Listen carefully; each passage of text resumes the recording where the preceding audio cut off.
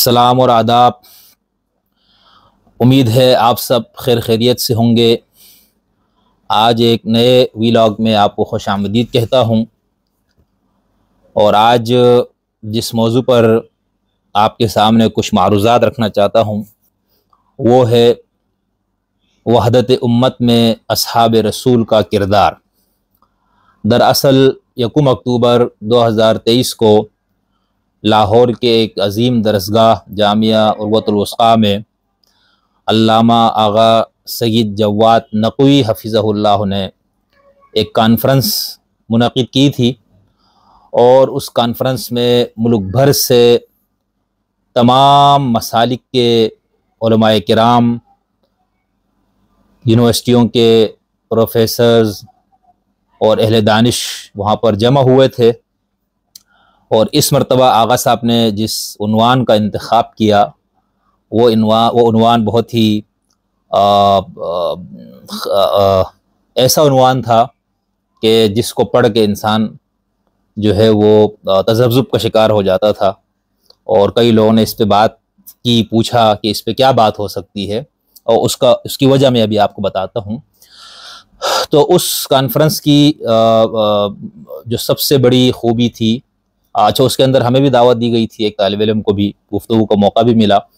तो कॉन्फ्रेंस की जो मैं पहली बार इस तरह की किसी कॉन्फ्रेंस में शरीक हुआ हूँ, तो वो मंज़र देख के, वहाँ का इज्तिमा देख के, स्टेज के मनाजिर देख के, मुक़र्रिरीन के ख़िताबात सुनकर, आगा साहब और वहाँ के इदारे में जिस अंदाज से मेहमानों को इस्तक़बाल किया गया, जो एहतराम दिया गया, उन सब को देख कर हमें बहुत खुशगवार हैरत हुई और बहुत ज़्यादा खुशी भी हुई कि उन्होंने बिला तफरीक़ मसलक देवबंदी, बरेलवी, अहले हदीस, शिया सबको बुलाया हुआ था।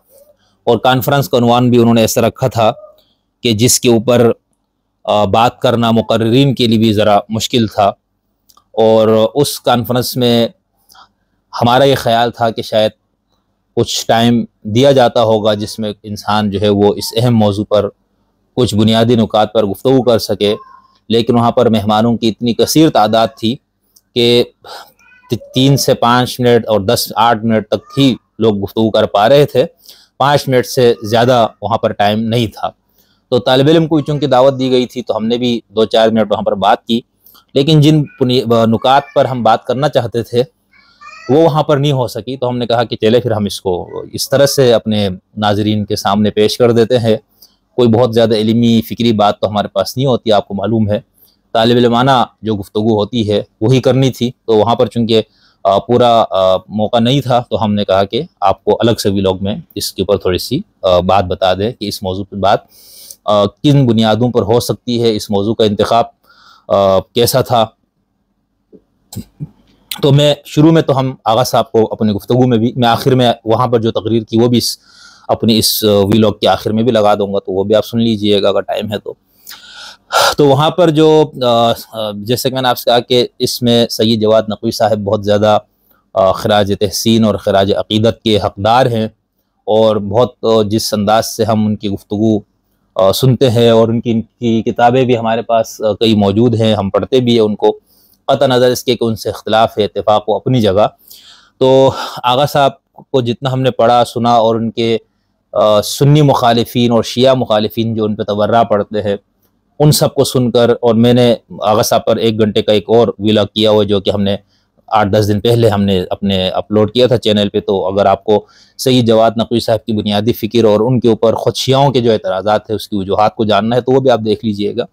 तो हम ये समझते हैं, हमें ये अभी तक महसूस ही होता है कि वो शख्स इंतहाई दयानतदारी के साथ जिसको वो सही समझ रहे उसको लेके चल रहे, और उसके अंदर वो कोई लौमत लाइम का कोई खौफ उनको हमें लगता है कि नहीं है उनके ऊपर, या कोई लालच या कोई और इस तरह की चीज़। ये हमारा मुशाहिदा है उनको पढ़ के और उनकी गुफ्तगू सुन के। तो वो इसलिए ख़राज अक़ीदत और ख़राज तहसीन के मुस्तहिक़ है। फिर जिस अंदाज से उन्होंने वहाँ पर एक शिया मदरसा, एक शिया स्टेज, वहाँ पर जिस तरह से सुन्नियों को पज़िराई दी गई और जिस तरह उनको खुल के बात करने का मौका मिला, तो ये आम तौर पर हमारे यहाँ ये चीज़ मफ़क़ूद है, होती नहीं है, तो इसलिए वो ख़राज तहसीन के मुस्तहिक़ है। तो अब ये जो मौजू इन्होंने रखा कि वहदत उम्मत में अस्हाब रसूल सल्लल्लाहु अलैहि वसल्लम का किरदार। अच्छा, अब ये जो गुफ्तगू है, इस पे मुकर्रिर ने बात है कि हमने कई लोगों की गुफ्तगू सुनी, तो बस ज़्यादातर तो यही नज़र आया कि लोगों ने अहले सुन्नत का जो तनाजुर है उसी तनाजुर में गुफ्तगू की, और शिया उलमा ने भी इस पे जो बात की तो वो वही जो हमारे यहाँ पर कहा जाता है कि हज़रत अली ने और इमाम हसन वगैरह ने, अहले बैत ने उम्मत की वहदत की खातिर अपने हक़ को जो समझते थे उसको बुनियाद बनाकर उन्होंने कोई अलग मस्जिद नहीं बनाई, कोई अलग से उन्होंने गिरोह नहीं बनाया, कोई वहाँ पर उन्होंने कोई दंगा फसाद नहीं किया। तो ये चीज़ें वहाँ पर आमतौर पर पेश की गई। तो अब ये मौजू जो आगा साहब ने रखा है, ये मौजू अब इस बात की निशानदही करता है कि ये बंदा जिसने ये प्रोग्राम रखा वो वाकई में इत्तिहाद का अलमबरदार है। क्योंकि अगर इस मौजू को यूँ रखा जाता कि इफ्तराक़ उम्मत में अस्हाब रसूल का किरदार, तो उस पर भी धुआंधार तकरीरें हो सकती थी, बहुत भरपूर मवाद उसके ऊपर भी मौजूद है। अब जो ये मौजू रखा है वहदत उम्मत में अस्हाब रसूल का किरदार, तो इस पर भी बहुत मवाद मौजूद है। अब ये आपके ऊपर है कि अगर आप नफ़रत के सौदागर है, आप फ़िक़्ह-वाराना तअस्सुब का शिकार हैं, तो आप उसको इफ्तराक़ उम्मत में तब्दील करके बात कर ले, और अगर आप दूसरे नुक्ते नज़र के कायल है तो आप उसको वहदत उम्मत में किरदार के हवाले से बात करें। तालिब इल्म से अगर कोई ये तकाजा करे कि भाई आप इस पे बात कर ले कि वहदत उम्मत में असहाब का किरदार, तो उस पर भी हम बात कर सकते हैं। और अगर कोई ये कहे कि भाई आप इफ्तराक़ उम्मत में असहाब के किरदार पे बात करें, तो उस पर भी बात हो सकती है। ठीक है, वो आगे हम थोड़ा सा इसके ऊपर बताएंगे कि ये किस तरह से। तो पहली बात तो ये है कि दोनों